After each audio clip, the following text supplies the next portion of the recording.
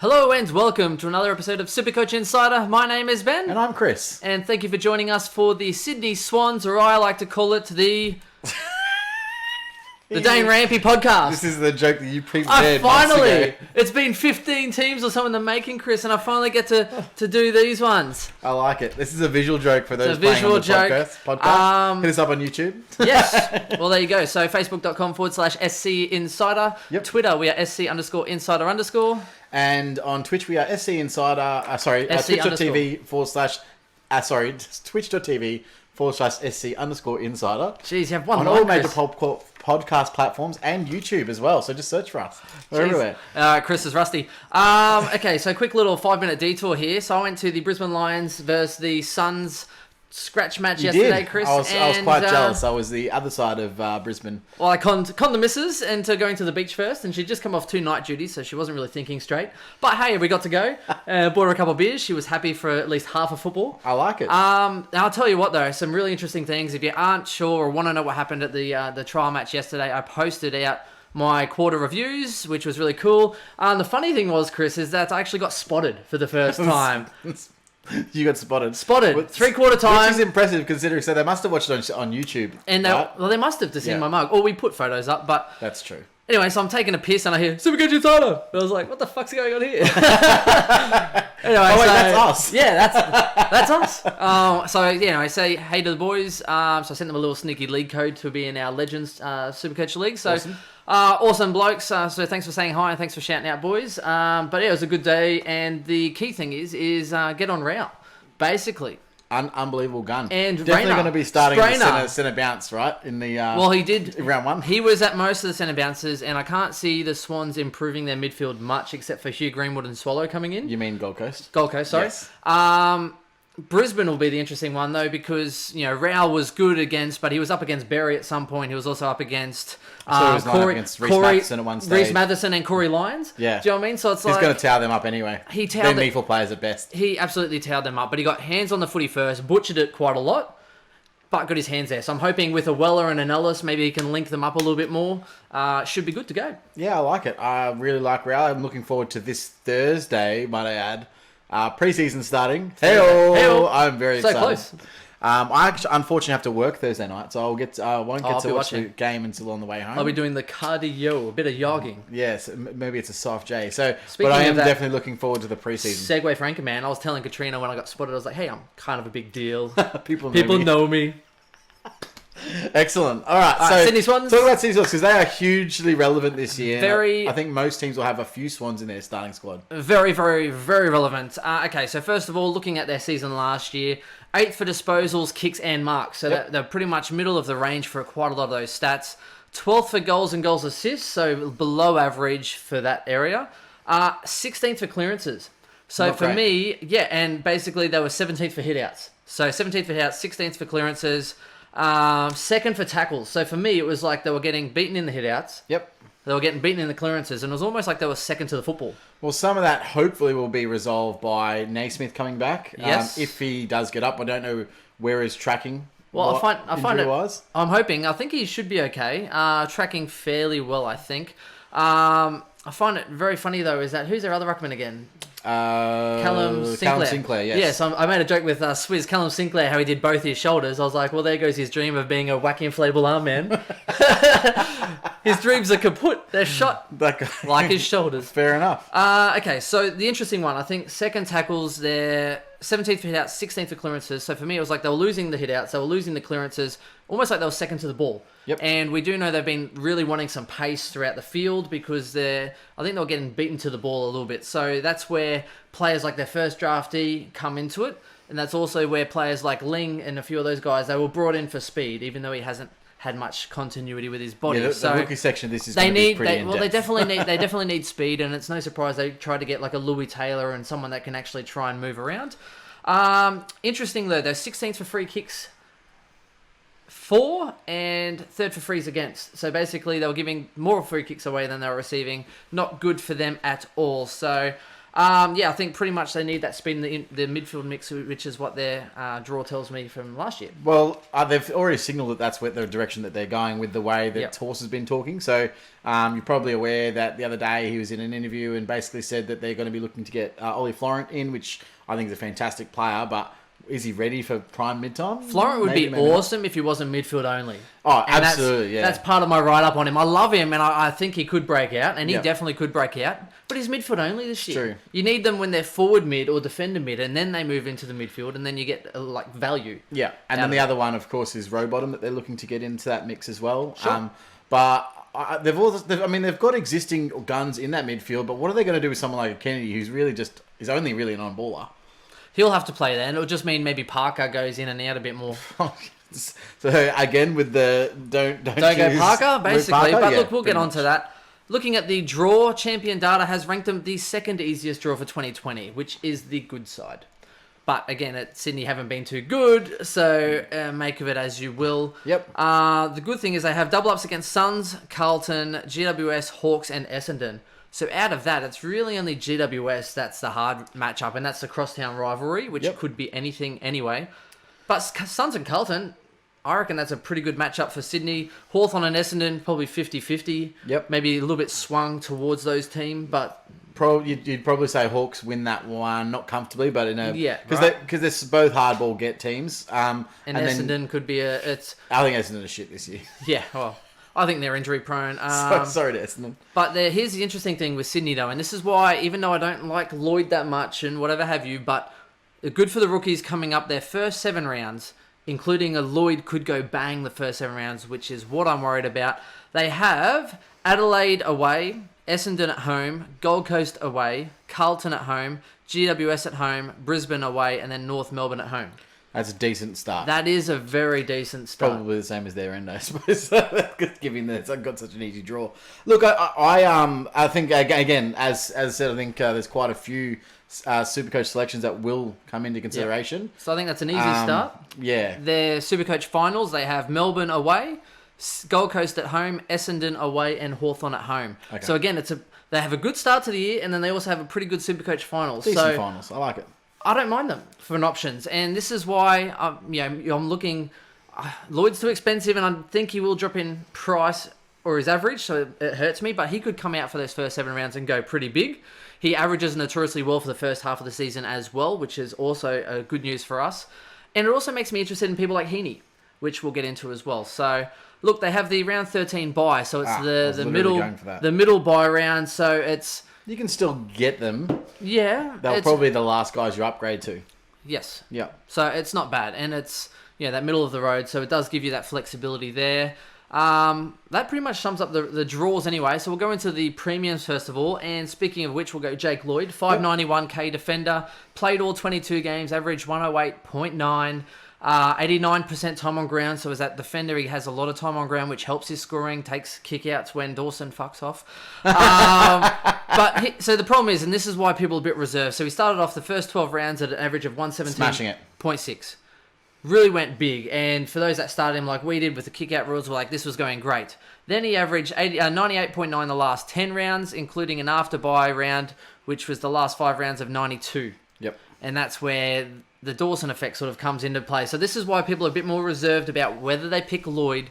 Some people have loaded up, and I think it's about 30% of teams already, because he's the highest averaging defender. So they just sort of lock him in. Pretty much. And look, I don't necessarily think that he's a bad pick. I just think he's not a value pick anymore. Last year, I saw him going up in value because of the kick-out rules, and he did at the start of the year, and then he drained off at the end because of Dawson being in that back line.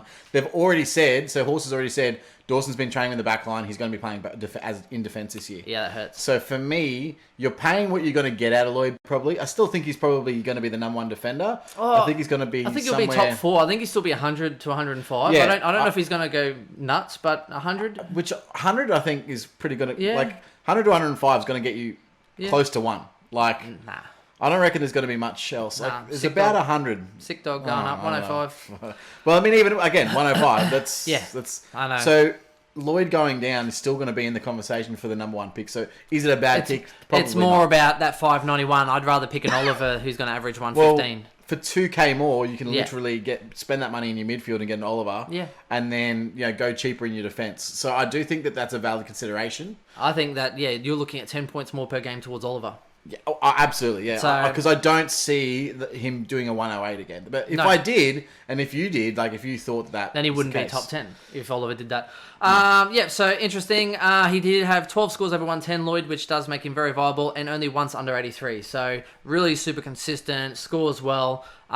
He is a great option. And at some point, we're probably going to have to get him in our sides. It's just a matter of when. And at the moment for us, he's probably a bit too expensive because he limits what else we do. As I said, I don't think he's a bad pick, but I just think there's better ways to spend 600k this year in SuperCoach. Yes. And that's my issue. It's a lot of money when on a defender or how much is Sicily? Everyone's on Sicily now, and he's got a better buy. 5'10", so you're going to save 80k by going to Sicily. Now, what's that 80k going to do to your side? Heaps. Now I don't know if that could get you a row over another rookie. Well, right. That's job security. Huge for me. Job security. But let's say you're doing Lloyd at D1. Can you afford to go Sicily at D2? I think that's too much money in your defence. Well, if you're going Doherty, then that's pretty much you done, and then you can't really get a Robertson and everyone else because that's too much money. I think there's value mid prices there that are actually warranted this season, as opposed to others. If it was just a straight guns and rookies season, like most seasons would be, I would consider that. But in forwards and defence, there's some really great value mid prices that I think most teams are going to try and pad themselves out with. Get a few of those rookies off your field. Try and get to D5 with some mid prices. Yep. And that is probably going to be the go this year. I think that's the sticky point for a lot of people at the moment. I know we're getting sidetracked, but people are losing their structure because they want their premiums, but they also want to get their mid prices, and it just doesn't work. Like, you need to think of it this way: guns and rookies. You have 3 premiums, 3 rookies, your 2 bench. Forwards and defence, right? Yep. Mid-pricer, you can have your 2 premiums, your 2 mid-prices, your 2 rookies, plus 2 rookies on the bench. Yep. That is the best structure. Whereas I've seen some with, we're talking Whitfield, Dusty, Heaney, then Devon Smith.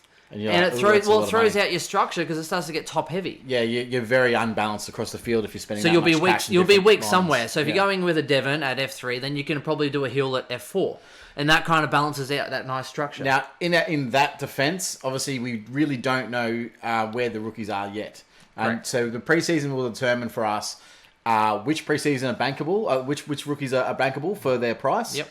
Guys like Stephen Hill, guys like Aiden Bonner, these expensive rookies, how do they come into play? Do you need that extra cash to get that more expensive rookie? It's going to be interesting. We will see. And JLT, I'll be trying to watch some. But at this stage, Lloyd's not in my considerations just because it's too expensive, and I think he's going down rather than going up. Yeah, I agree. He's kind of half in mine. Plus, you've got you're on the Mills to average more bandwagon, aren't you? Oh yeah, but now it doesn't seem so good because Horse also said Mills will be around the defensive line, which screws me up. It's great for me. Look, so we need to iron this bet out before round 1. But what is that the $50 bet? It's a $50 bet. Cool. Are we still switching first draft round pick for last draft pick or nah? I'm okay to do that because I'm definitely. You don't even know what the bet is now, you dickhead. Okay, the next one, JPK, proven workhorse. I did say start of last year when I saw a photo, I was like, geez, he looks good. Yeah. And I was like, I didn't have the balls to pick him. He usually does. But, he's a good-looking man. Oh, mate, his balls are tanned. But look, that's from the sauna, not from the... He was actually killing it. He was injured round 10 on 68.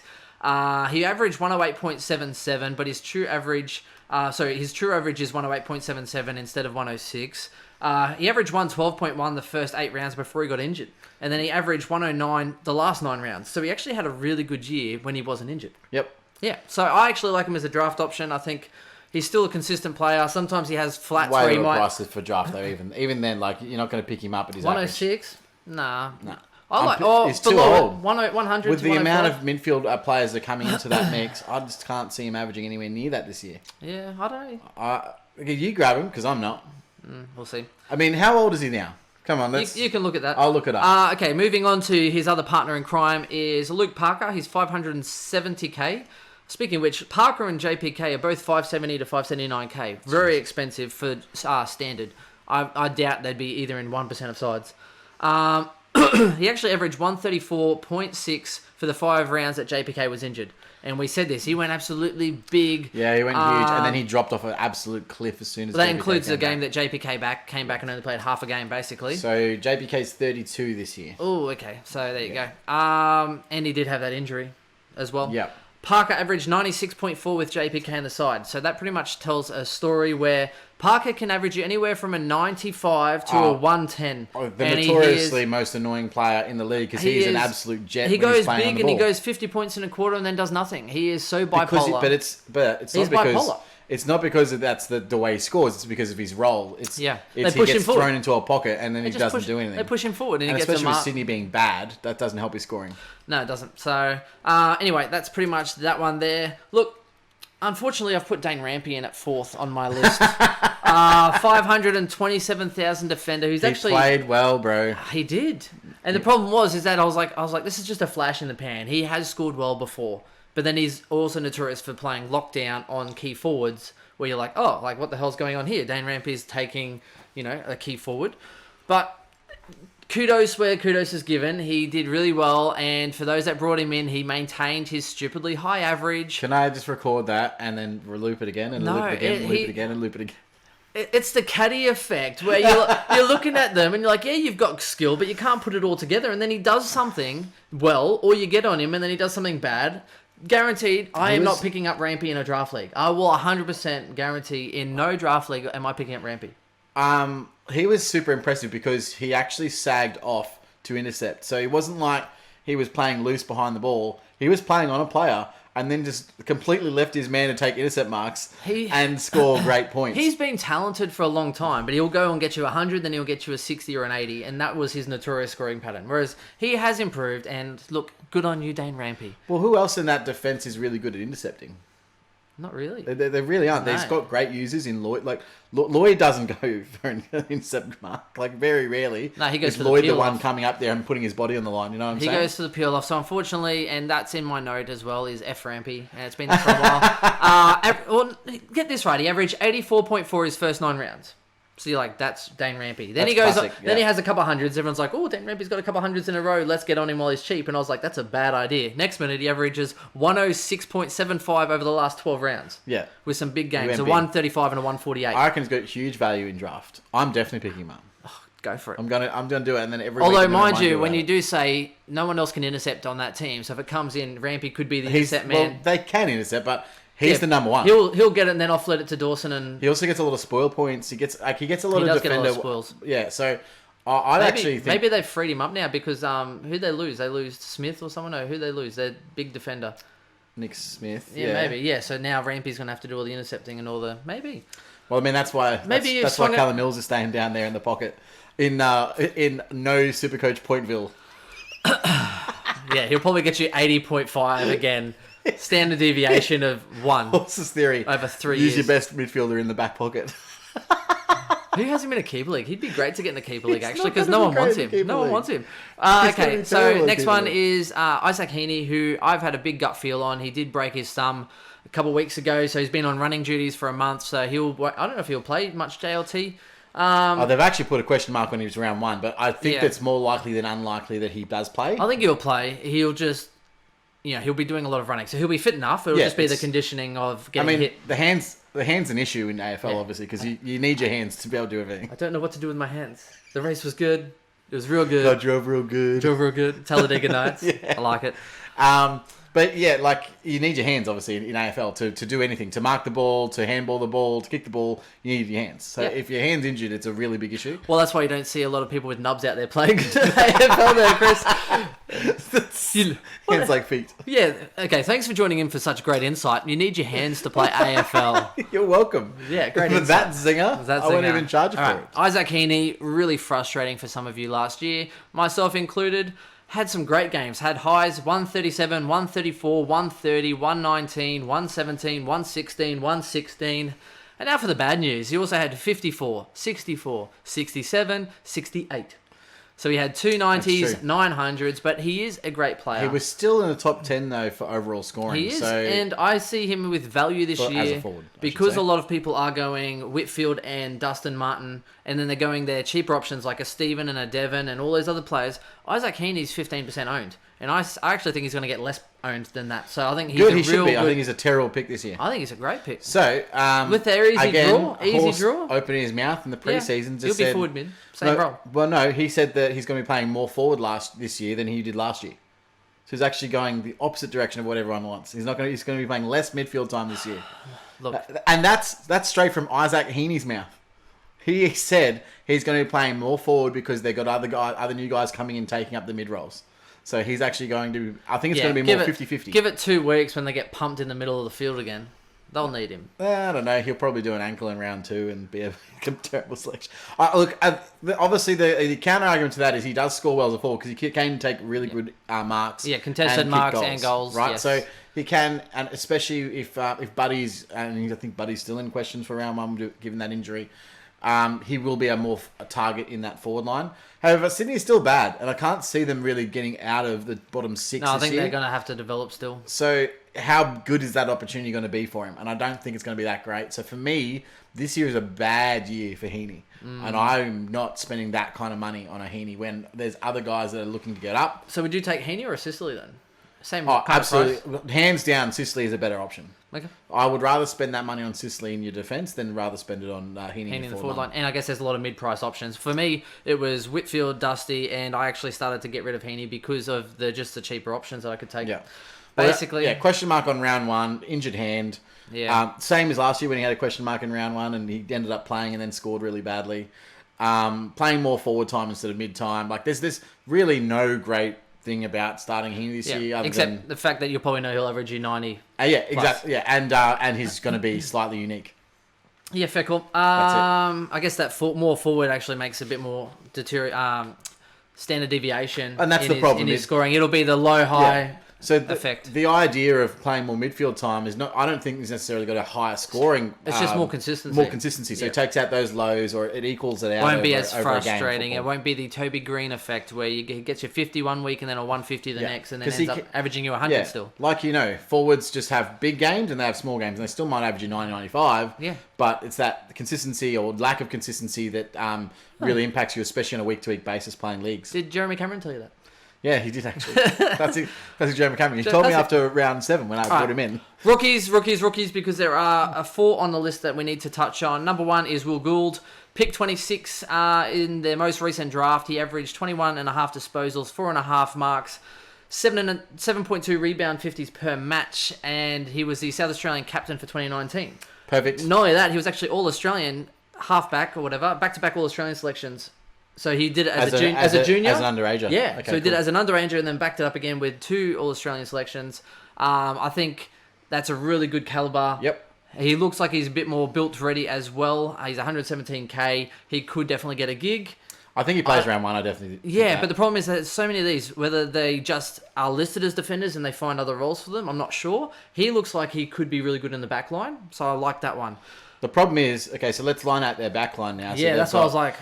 Jake Lloyd, you've got Jordan Dawson, they've already been flagged, Callum Mills, Rampy, Gould. That's probably it. That's all you could really carry, right? Yeah. Now, they did obviously lose Zach Jones, so whether it's more of a half-back wing or maybe they push Lloyd up to a wing because they have done that at times in different games. And then push him as back a link bit player. More. Yeah. That'll be interesting. I think he does play round 1, but how many points are in that back line now? Yeah, heaps. Like, I know that Mills isn't scoring any, but... if he feeds off a Rampy and it goes to him and he links up with Dawson or whatever, it could work out. Yeah. The next one, Chad Warner, actually got spoken about this week. He's 117k midfielder. Yep. I'd keep an eye on him as well. He was pick number 39 in the most recent draft. He's 181 centimeters. He's 80 kilograms. But it looks like the photos that I've seen, it says 80, but he looks like he's a couple kilos heavier than that. Like, He does look like he's fairly strong around the body. He was training and he's really impressed the club, but he was training a bit too aggressively. So there's kind of like, there's pressure and then there's like, I want to absolutely pile drive you into the ground pressure. Fair call. So they were saying, hey mate, like we want to pressure them, but then phantom pressure where like I'm going to hit you, but then I kind of give you a hug and put you to the ground. I put you in the ground. Yeah, so basically they're telling him to kind of back off a little bit without backing off too much because, hey, you're kind of going real aggressive. So I like it. They might need someone like that to really get in there and do a Sam Powell-Pepper-like sort of role. All the good reports and bash and crash. He has been rumoured to also be in the round 1 mix, depending on. Yep, I'd watch JLT. I'd keep an eye on him for sure. My issue is his style of player. I don't think it's mid minutes. I think they want him in the forward line to pressure? physically intimate. Yeah. Okay. So it'll be interesting. I've got him in my team right now just as a placeholder. Yep. I don't know how he'll go, but how they use him and where he's actually will be the key. Because Ben Ronk, for example, he came in and did that sort of forward pressure player and was successful at when he first started, but he really tailed off. And I don't know whether that's because Sydney tailed off or because he's just not that good of a player, but he came on and burst onto the scene and he's really, really trailed. So he could be replacement of, let's say, a Ben Ronk in the forward line. Yeah. So it'd be interesting to see how they interesting because they've also got Gray from Port and they also got Louis Taylor as well. So it'll be interesting to see their mix. So anyway, Chad Warner, 117k. The next one is Matt Ling, and he's one I've probably been real big on. I was even big on him at the start of last year.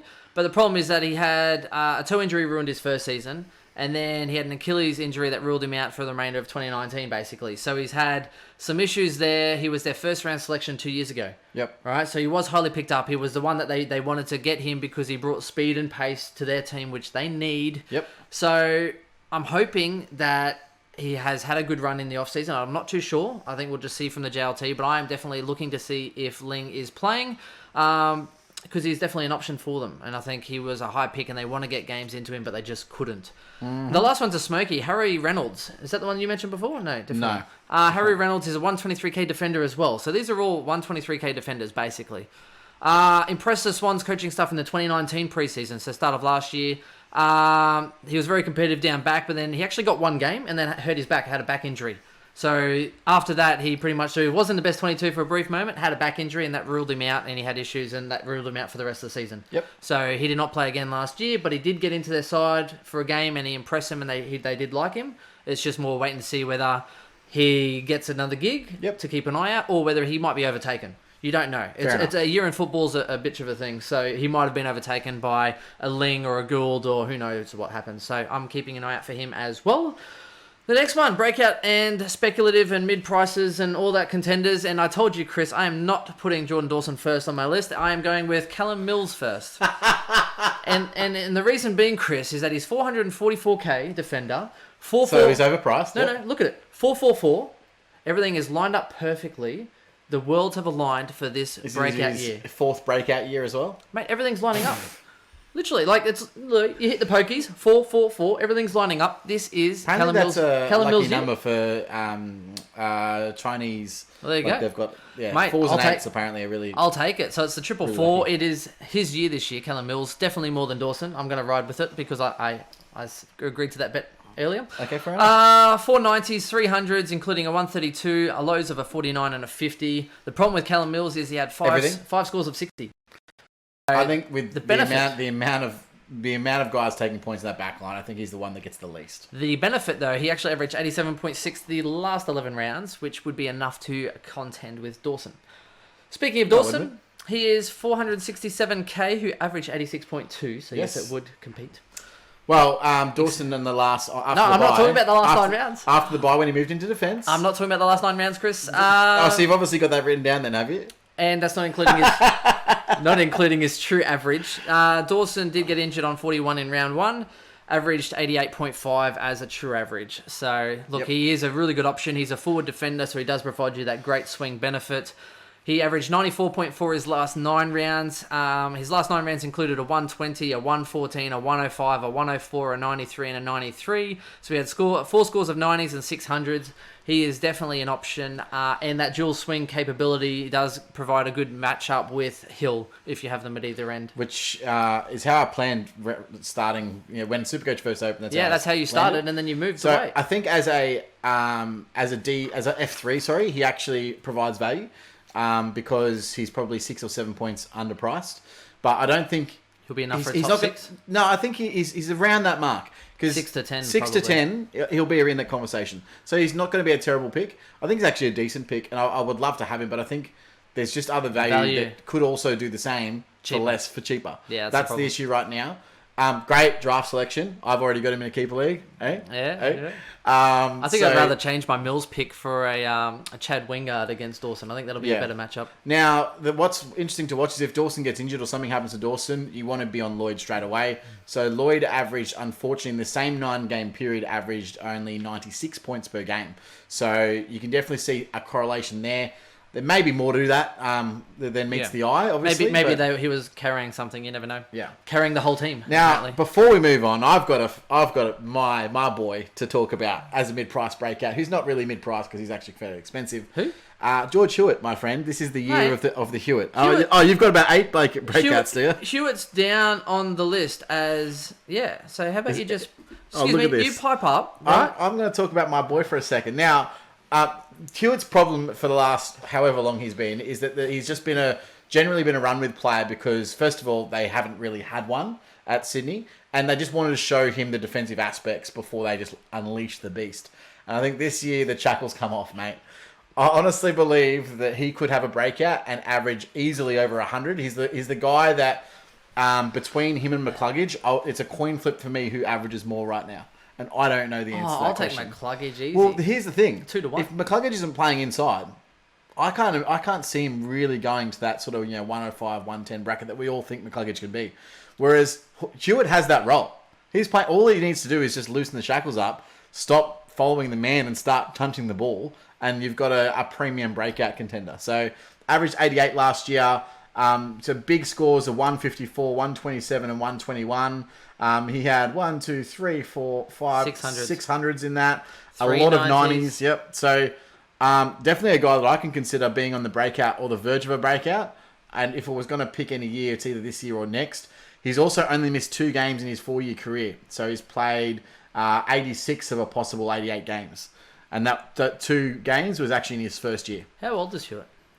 He is only 24 years and 1 month. There you go. So he's 24 this year. Yeah, right. Thank you for... breakout. Oh, I love talking a bit of Georgie Hewitt. Oh, it makes me feel so good. That's a draft breakout, maybe. I'm on him in draft. You try and get him. See what happens. I'll get him. I'll let you throw some draft. I'll let you take your rejects, Chris. Lance Franklin, he actually started off really well. He was there for day 1 of the preseason, then had minor surgery, so he's in doubt for round 1. He's 394k as a forward. He was actually looking as a good option for a lot of people until that news, and that kind of, I just think it's we're great. Lucky. It's great that it happened. Perfect that it happened because you don't have to have that worry of will he get injured? All right. You can now watch him for 2 rounds. You said it's going to happen at some point. So, yeah, it's... anyway, he's in doubt for round 1. You could almost sideways trade to him. Like, let's say he starts round 3, round 4. And then at round 6 or round 7, you've got a rookie that's appreciated 250, 300k. And you can just, cheeky little 100k onto Franklin if he's going well. But you get to actually see that. Yeah. If he's running and the role well and how he's running. Yeah, exactly. So I think it'll be interesting. I love that idea. Next one is Sam Naismith, 251k ruck. Not like it's going to be hard to find a spot for the ruck anyway, but he is their number 1, and at 251k, if he's out there and he's fit and he's firing, it could be all his to dominate. As a 251k, that's really cheap. I tell you what, if he comes out and goes 100, 110 in the marsh, it's hard. What are you doing? The problem is, though, all right. So I don't reckon he will, but the problem is, with Naismith, you can't really afford to put him at R3. Do you know what I mean? So that's an extra 130k that's just gone on the bench. You know what I mean? So you need to have him essentially at R2, and it would be a case of, you could even actually go R3 if you had Jacobs at R2. It'll be a case of the other year where you had Witts and Nankervis and stuff like that. No, Witts and Nank, and people were doing that. Maybe even a Sandy. People were doing that 2 and 3 and the ruck. That worked out that year. Would it work out again this year? Who knows? Maybe. I mean, one of the things going against it is that he shares the same bye as Grundy and Gawn. He does, which is an unfortunate situation. Yep. So but I don't hate it. I don't hate it. It's not anywhere near my preferred setup. But if he goes out and goes big, it's interesting. Well, that's what I mean. Okay, so you're gonna get to see both him and actually, where is he with his injury? Do you know? Not sure, but he did do the ACL, and then last year he had issues with his recovery, and then he. So complications in rehab, didn't make it back last year. So, look, he's value. I think we'll just watch him and wait and see, but I'm not sure where he is. I think by all reports, he is in line for round 1. Would be interesting to see, because I would love to get at least a full game you wouldn't pick him without data out of him? Without some data. And then you've got him versus Jacobs, as that sort of mid-price option. I think it's a valid consideration. I wouldn't be putting too much on it, but he's definitely on my watch list to see how he goes for round 1. Last possible breakout is Nick Blakey. He's a 295k forward. Excellent. I don't put too much rating on this one, except, however, they seem to be liking him into that midfield to give him a bit of X factor. I think he's more on a wing than anything. But in that midfield mix on the wing. So I think as a draft smoky, as a forward, he could be some value in a real deep draft. But apart from that, I wouldn't put too much thought thought X factor, into it. but do I think that he's going to be an accumulator for SuperCoach purposes? I'm not spending 300k on it, so... Nah. Draft Lorenzo of Florent, which we've already covered. He's a midfielder only, so that kind of hurts him there. Richie Cunningham. Yep. So Cunningham? Richie. I like it. Richie Cunningham. Austin Powers. No, I get it. Thank you. It just wasn't one of your best, though. That's all. That's what I was saying. Look, I could have worded it better. He's a defender. He averaged 80.3. He was injured on round 7 on 52. Yep. Okay, so... and injured on round 17 on 55. So his true average is 88. He averaged 92.3 the first 6 rounds before getting injured. His value in a draft league, because he only averaged 80 on paper. If he gets some midfield rotation going on, or on the wing, he could actually... He has produced glimpses of 90s. So I like it in a deep league. As a defender, I think he provides some value there. But even then, at an 80 average... You know, you can pick him up maybe slightly like over 80 if you want, and have that possible, have that possible value without going too crazy, because he could easily backflip and screw you. So, look, some definite value there. And mentions Louis Taylor, I think, is a smoky. He's he'll be on the forward line and in the wing. I think they really want him on the wing as well. Real smoky draft league, especially a deep league. And the other one, Top Hapley, apparently has been training well. Came back, put his hand up first session, and just said, hey, blah blah blah, like. You know what I mean? We're here. Let's move on and get on with it. Put it to bed first training session. Apparently, he's been training really well. So I think he's keen to get out there and put his best foot forward. Yeah, that whole scenario is a bit weird. Oh, the whole thing was just messed up for both sides. But I think the winners out of that were Carlton, to be honest. The whole thing. Carlton did well. They even got Jack Martin for nothing. Pretty much. So that wraps us up for Sydney. It Thank does. you for Hope a you slightly extended podcast. But hey, we got 2 teams to go. And until then, we'll see you next time. Catch you later, guys. Bye. Bye.